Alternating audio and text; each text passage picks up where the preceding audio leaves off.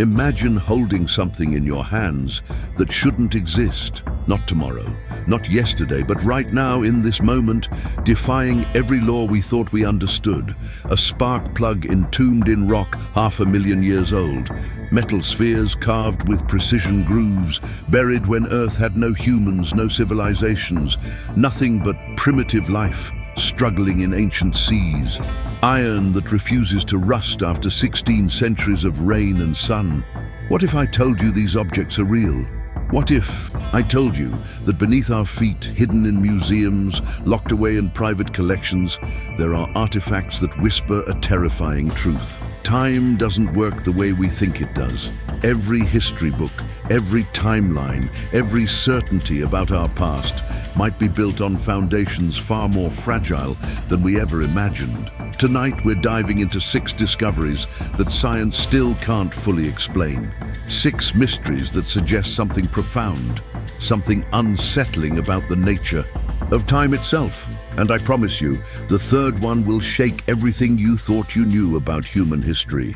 But before we begin this journey into the impossible, if you're ready to question everything, hit that subscribe button right now. Smash the like button because this video is about to challenge your perception of reality. Share it with someone who loves mysteries as much as you do. Trust me, you'll want to watch this together. Now, let's descend into the unknown. California, 1961. 3 friends walk through endless desert, their boots crunching over dust and stone under a merciless sun. They're searching for geodes, those ordinary rocks that hide crystal treasures inside. It's supposed to be a simple day. Hours pass. Nothing unusual. Rock after rock, the same story. But then, one stone feels different, heavier than it should be. Something about its weight, its density, whispers that this isn't like the others. They take it home, place it on a workbench and reach for a hammer. One strike. The stone cracks open. They expect glittering crystals, maybe amethyst, maybe quartz. Instead, their eyes widen in disbelief. Inside the ancient rock sits a small metallic cylinder, corroded but unmistakable in its shape and purpose. A spark plug.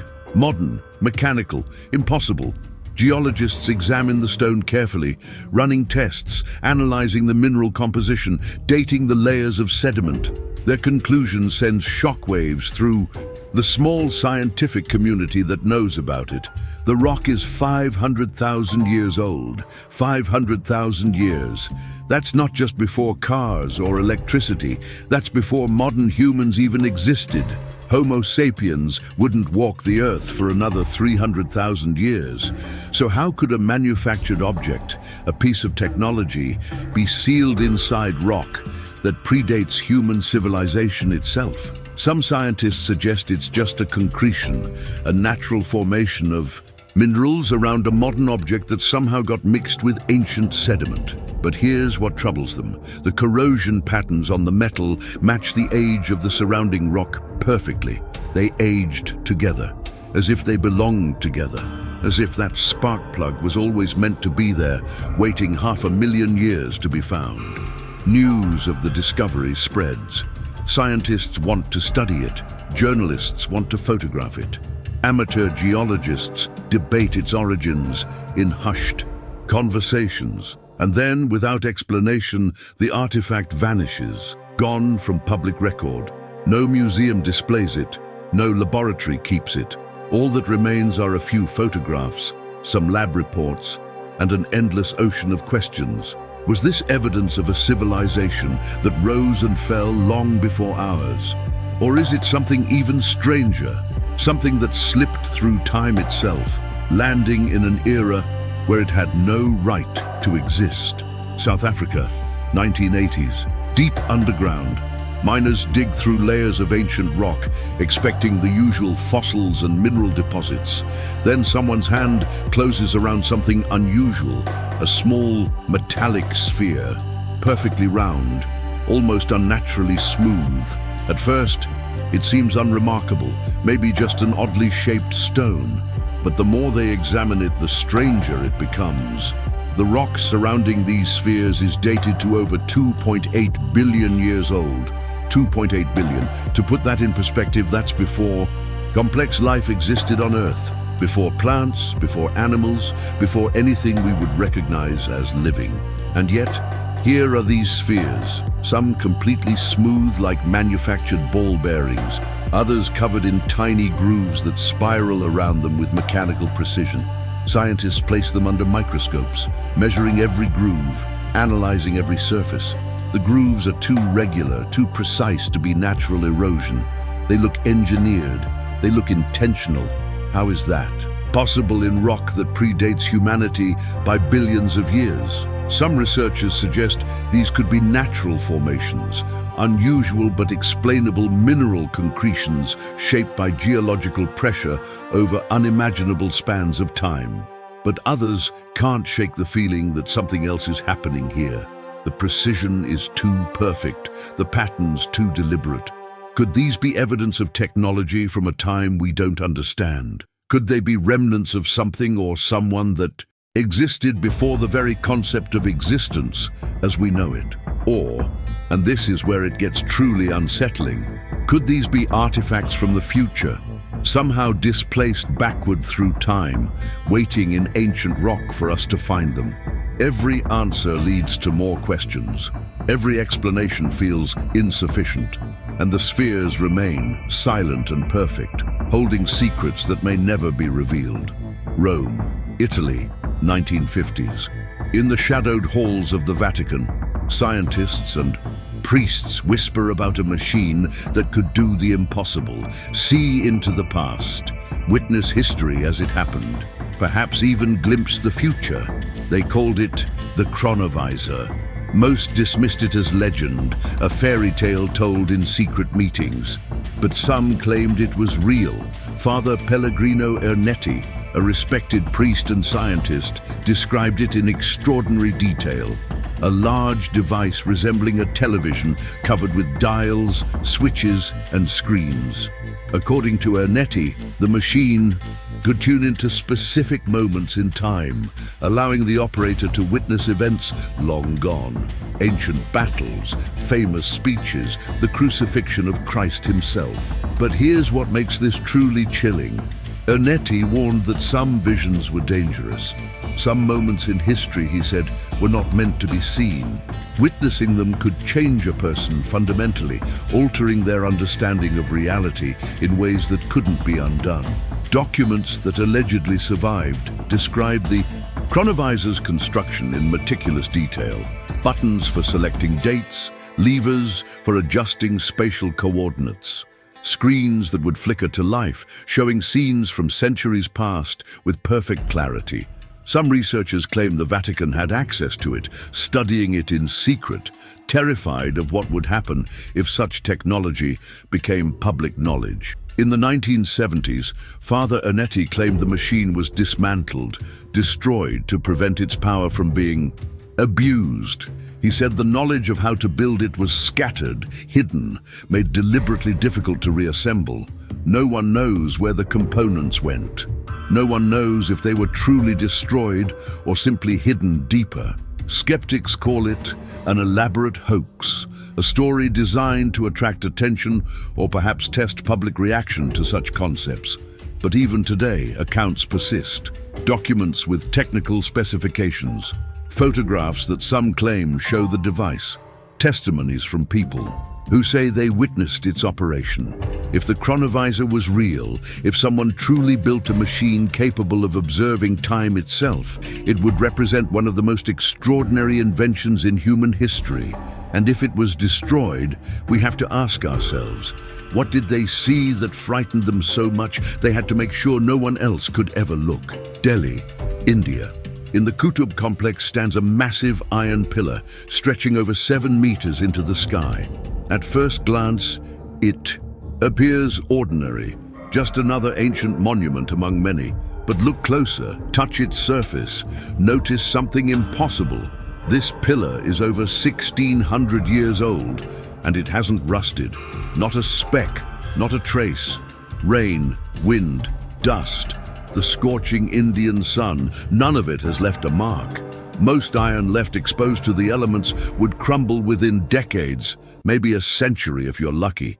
This pillar has stood for 16 centuries without significant corrosion. Scientists have studied it obsessively, running tests, analyzing its composition, trying to understand how this is possible. They discovered it's made from exceptionally pure iron, forged using techniques that seem advanced even by modern metallurgical standards.